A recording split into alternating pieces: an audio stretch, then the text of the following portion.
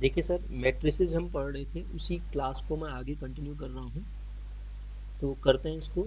जो भी क्लासेस मैं पढ़ा रहा हूँ उस हर क्लास के डिस्क्रिप्शन में जाके जितने भी प्रीवियस क्लासें रिकॉर्ड की हैं उसका आप वो देख सकते हैं। डिस्क्रिप्शन में मैंने दे दिया सारा लिंक। तो और प्ले लिस्ट भी बना रहा हूँ, वहाँ पे भी जाके आप देख सकते हैं। यूट्यूब पे 1000 सब्सक्राइबर नहीं होने की वजह से मैं लाइव क्लास नहीं ले पा रहा हूँ।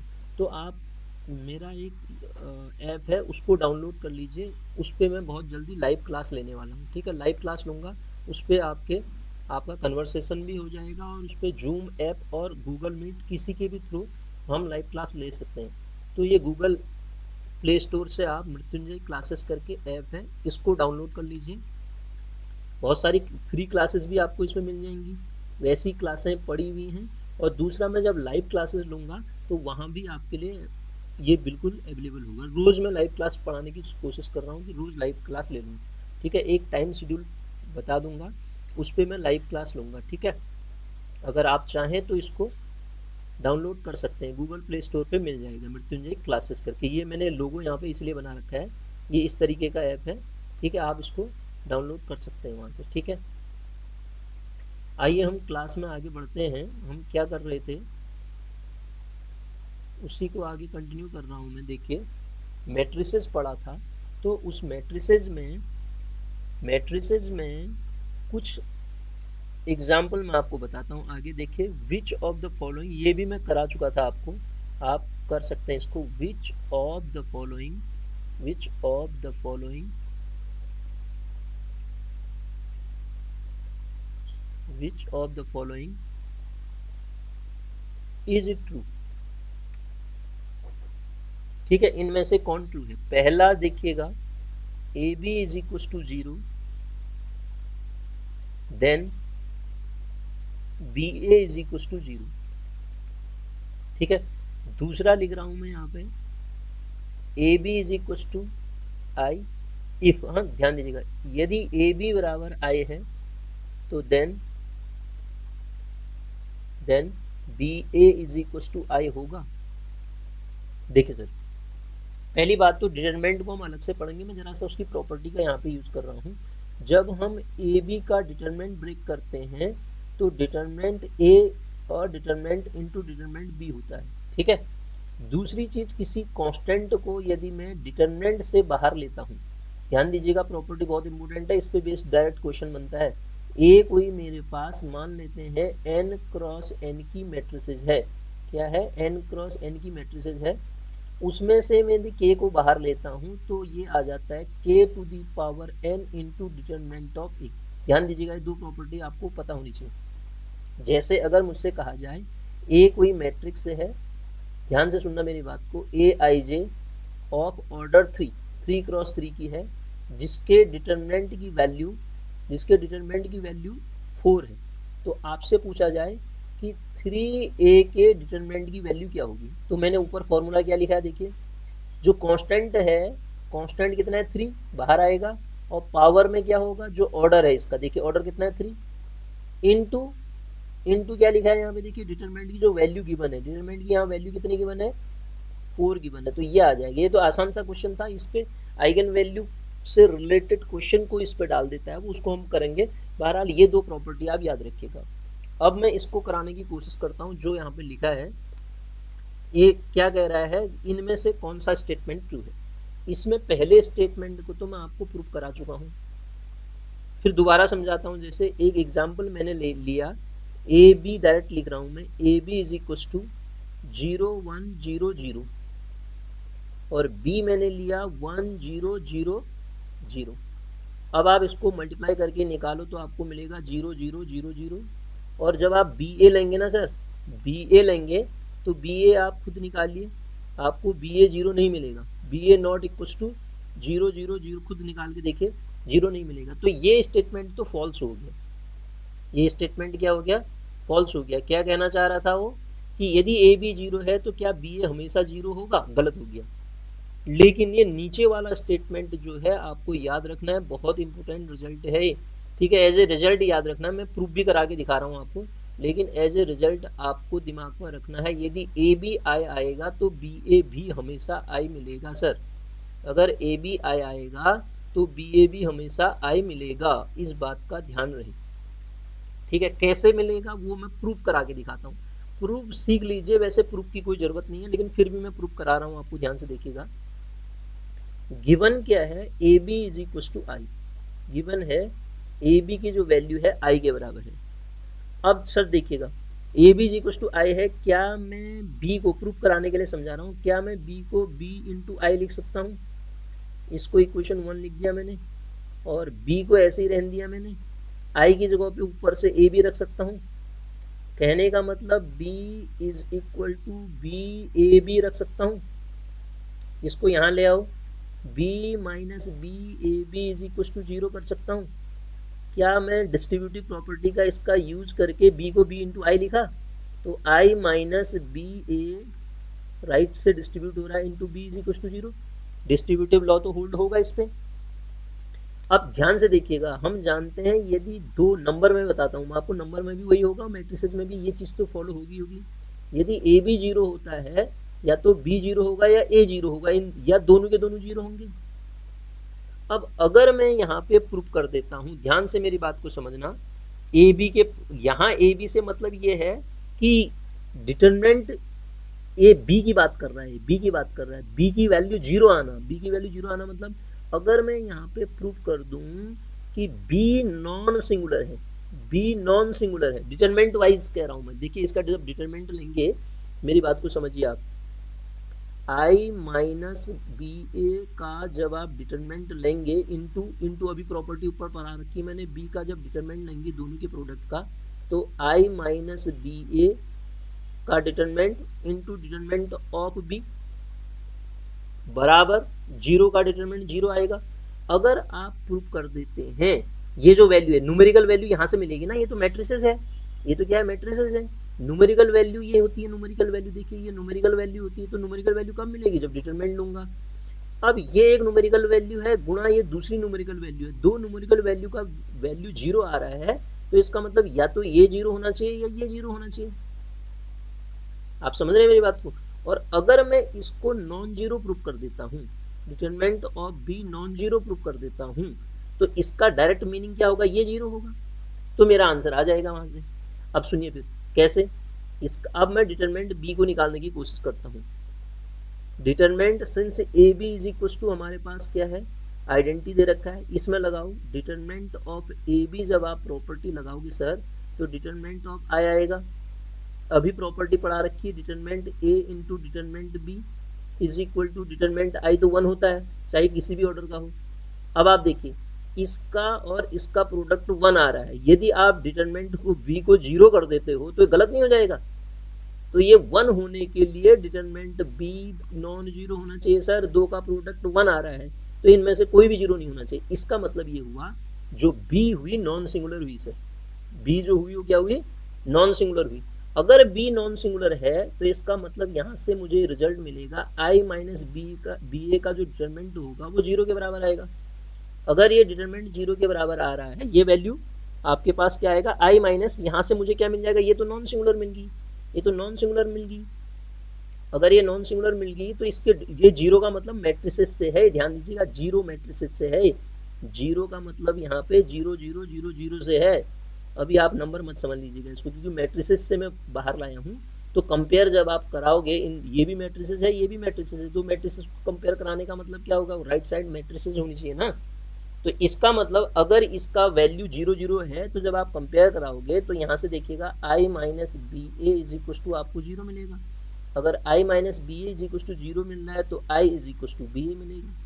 तो मैं क्या प्रूफ कराना चाह रहा था आपको, यदि ए बी बराबर आई है, आप दिमाग में बैठा लो इस बात को, यदि ए बी बराबर आई है तो बी ए बराबर हमेशा आई मिलेगा। अगर प्रूफ समझ में आया तो बढ़िया, प्रूफ समझ में नहीं आया तो आप इस बात को याद रखेंगे, जो ये स्टेटमेंट दिए थे ऊपर, 2 डायरेक्ट क्वेश्चन एग्जाम में पूछी जा सकती हैं। यदि ए बी बराबर 0 है तो जरूरी नहीं है कि बी ए बराबर 0 हो, और यदि ए बी बराबर आइडेंटिटी है तो बी ए हमेशा क्या आएगा, आइडेंटिटी के बराबर मिलेगा सर। बात समझ में आई? आगे बढ़ते हैं, देखिए ये तो हमने एक प्रॉपर्टी का यूज किया, इस प्रॉपर्टी का यूज करके हम ऐसे क्वेश्चंस को सॉल्व कर लेंगे। अब जो पहली क्लास में मैंने आपको पढ़ाया था उसी पहली क्लास के ही क्वेश्चंस को ले रहा हूँ, उसके बाद हम आगे बढ़ेंगे। उससे पहले एक टर्म और समझानी है मेरे को, ध्यान दीजिएगा। एक टर्म क्या समझानी है, वो है ट्रेस। यदि ए मेरे पास कोई ए आई जे एन क्रॉस एन की मैट्रिक्स है तो मैं सर क्या ए को ऐसे लिखूंगा,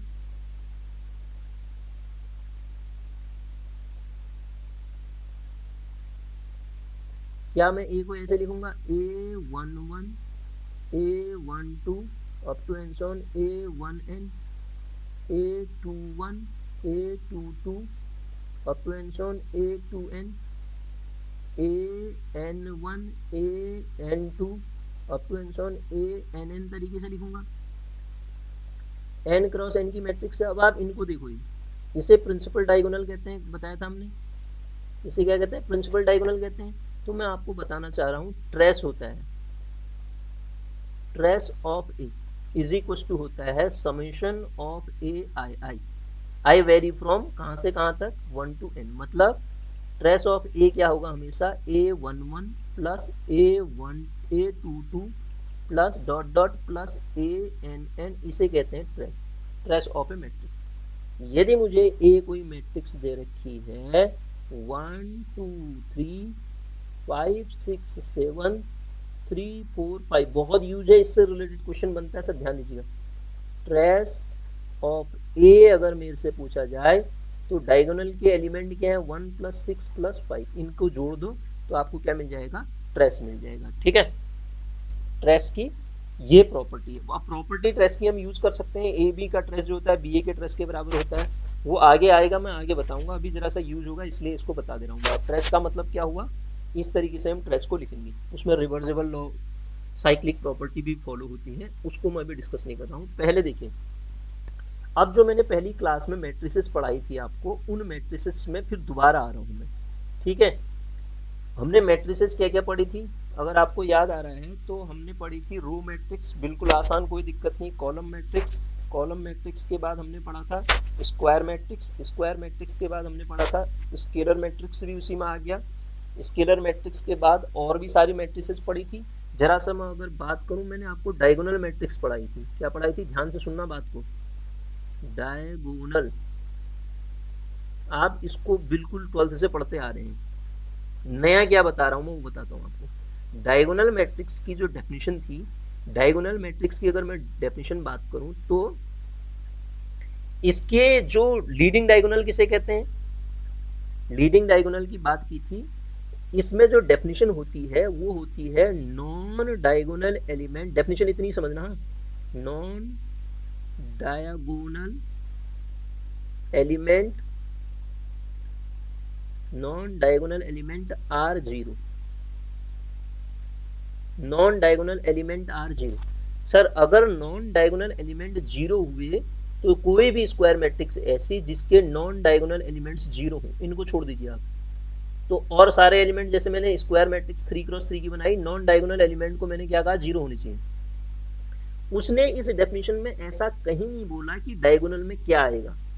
डायगोनल में अगर आप मेरे से पूछें, अगर डायगोनल में हम जीरो फिल कर दें तो क्या ये हो जाएगी डायगोनल मैट्रिक्स, यस। डायगोनल में हम जीरो भी फिल कर सकते हैं, नॉन जीरो भी फिल कर सकते हैं। आप मेरे से कहो कि एक मैट्रिक्स, क्योंकि हमें जो डेफिनेशन बोली गई है वो non diagonal element are zero बोला गया है, ठीक है, non diagonal element are zero, तो क्या 0 0 0 डायगोनल मैट्रिक्स है, yes, because it's non diagonal entries are zero. इनके बारे में कुछ नहीं कहा गया था। अगर मैं आपसे लिख के ये बताऊं 4 0 0 0 0 0 0 0 0, ये क्या डायगोनल मैट्रिक्स है, यस। अगर मैं आपसे कहूं 3 0 0 0 0 0 0 0 0, इसकी जगह पे 6 लिख देता हूं, क्या ये डायगोनल मैट्रिक्स है, यस। तो डायगोनल की डेफिनेशन मुझे ये मिली कि इसके नॉन डायगोनल एंट्रीज क्या होनी चाहिए, जीरो होनी चाहिए। क्लियर होगी बात। अब सर यहीं से एक क्वेश्चन बनता है जो बनने लायक है एग्जाम में, वो ये है, क्या डायगोनल मैट्रिक्स के डिटरमिनेंट की वैल्यू, डायगोनल मैट्रिक्स मैंने आपको पढ़ाया था, दोबारा बता दे रहा हूँ, किसी मैट्रिक्स के डिटरमिनेंट स्क्वायर मैट्रिक्स होती है, डिटरमिनेंट अगर नॉन जीरो आ गई तो इसको पढ़ते हैं हम नॉन सिंगुलर। क्या पढ़ते हैं? Non singular. और अगर डिटरमिनेंट हमारे पास जीरो आ गया तो इसको हम क्या पढ़ते हैं? सिंगुलर। क्या पढ़ते हैं? सिंगुलर पढ़ते हैं। अब आप मेरी बात को समझिएगा, क्या डायगोनल मैट्रिक्स जो है वो सिंगुलर होगी? क्या वो नॉन सिंगुलर होगी? नॉन सिंगुलर होगी। इसको मैं क्यों कह रहा हूं? मैं यहां से एक डेफिनेशन पे जाऊंगा। हमने पढ़ा था 12th में ए इनवर्स जो होता है adjoint of A upon determinant of A होता है। और दूसरी चीज, किसी भी मैट्रिक्स का इनवर्स तभी एग्जिस्ट करता है जब वो नॉन जीरो हो, या मतलब नॉन सिंगुलर हो। अगर ये वैल्यू नीचे वाली जीरो आ जाएगी, समथिंग अपॉन जीरो इन्फिनिटी नहीं हो जाएगा। तो नॉन सिंगुलर इनवर्स एग्जिस्ट करने के लिए नॉन सिंगुलर होना जरूरी है। अब आपका क्वेश्चन ये है डायगोनल मैट्रिक्स के बारे में, क्या डायगोनल मैट्रिक्स का इनवर्स हमेशा एग्जिस्ट करेगा? क्या डायगोनल मैट्रिक्स हमेशा नॉन सिंगुलर होगी? क्या डायगोनल मैट्रिक्स सिंगुलर भी हो सकती है? तो सर अब डेफिनेशन पे आता हूँ। मैंने डेफिनेशन में क्या कहा था? नॉन डायगोनल एंट्रीज जीरो होनी चाहिए। डायगोनल एंट्री के बारे में तो कुछ नहीं कहा। ये भी तो एक मेरे पास डायगोनल मैट्रिक्स है, लेकिन इसका डिटरमिनेंट तो सर क्या है? जीरो है। तो इसका मतलब ये हुआ, आप मेरे से पूछें कि डायगोनल मैट्रिक्स हमेशा इन्वर्टेबल है, तो मैं बोल दूंगा जरूरी नहीं है। मैं एक ऐसी डायगोनल मैट्रिक्स के बारे में भी जानता हूं जिसका डिटरमिनेंट जीरो आ रहा है, तो इसका मतलब इन्वर्टेबल हो जरूरी नहीं है, नॉन सिंगुलर हो जरूरी नहीं है। क्या हो सकती है? अगर डायगोनल मैट्रिक्स इन्वर्टेबल है तो इसके लीडिंग डायगोनल में क्या होनी चाहिए? नॉन जीरो होनी चाहिए। अगर आप मेरे से कहो कि 0 6 0 0 7 ये क्या डायगोनल मैट्रिक्स है? यस। डायगोनल की डेफिनेशन क्या कहती थी? कि leading diagonal, non diagonal entries, ये तो डायगोनल है, नॉन डायगोनल एंट्री जीरो होनी चाहिए, है इसमें। अब आप इसका डिटरमिनेंट निकालोगे तो डिटरमिनेंट कितना आएगा? डायगोनल के एंट्रीज का प्रोडक्ट कर दो। नई चीज और बता रहा हूँ आपको, यहाँ पे देखिए, जो भी डायगोनल मैट्रिक्स होगी, अब डायगोनल को लिखने का तरीका मेरा ये रहेगा। अगर मैंने लिखा है a इज इक्व टू, पहले भी बता चुका हूं मैं आपको, d1 0 0 d2 0 0 0 d3 0, ठीक है। तो इसको मैं क्या लिखूंगा? diga ऑफ ब्रैकेट में d1 d2 d3। अगर कोई मैट्रिक्स डायगोनल है तो उसके डिटरमिनेंट की वैल्यू हमेशा d1 into d2 into d3 आएगी। क्लियर होगी बात? d1 d2 d3। आगे हम करैक्टरिस्टिक इक्वेशन और करैक्टरिस्टिक वैल्यू में दोबारा इसको प्रूव भी करेंगे, ठीक है। तो बहरहाल आपके पास इतना पता होना चाहिए। अब d1 d2 d3 तो जीरो भी हो सकते हैं, नॉन जीरो भी हो सकते हैं, और डिटरमिनेंट इतना आ गया तो इनके प्रोडक्ट में एक भी जीरो आया तो जीरो हो जाएगा ना।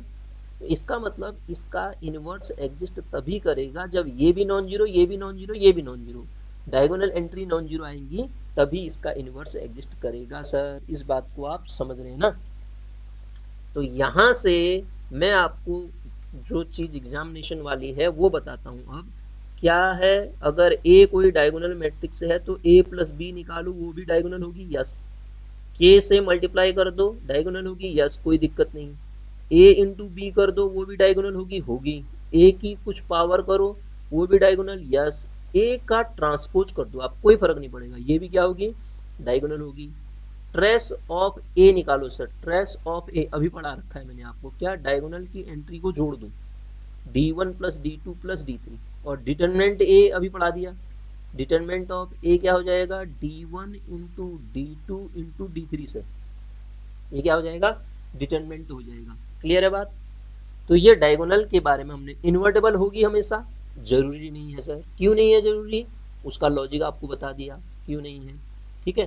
तो इस तरीके की हम इसकी प्रॉपर्टी को देखेंगे। इतना करते हैं, फिर इसके बाद अगले लेक्चर में करेंगे।